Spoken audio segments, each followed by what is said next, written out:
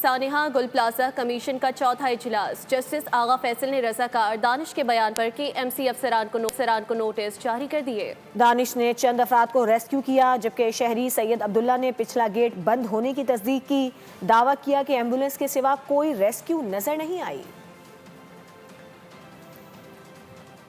کیا فائر اہلکاروں کے پاس ماسک تھے؟ کیا لوگوں کو ریسکیو کیا جا سکتا تھا؟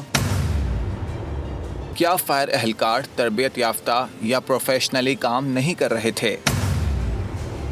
چھت پر کیسے گئے؟ کیا فرش بہت گرم تھا؟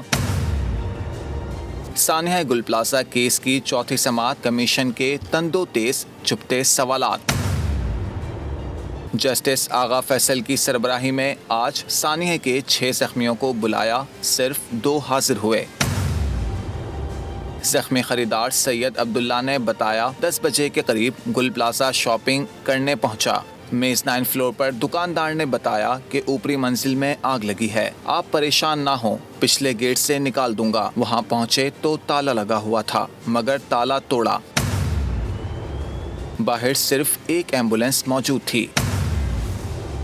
دوسرے گواہ دانش علی نے عدالت کو بتایا کہ 10:30 بجے فائر بریگیڈ کی پہلی گاڑی پہنچی۔ میں خود بھی فائر فائٹر ہوں، دوسری اور تیسری منزل سے 8 افراد کو ریسکیو کیا۔ لوگ دھوئیں سے، پھر آگ کی تپش اور پھر آگ سے تڑپ تڑپ کر مر گئے۔ عمارت میں آدھے گھنٹے تک داخل اور ریسکیو کیا جا سکتا تھا۔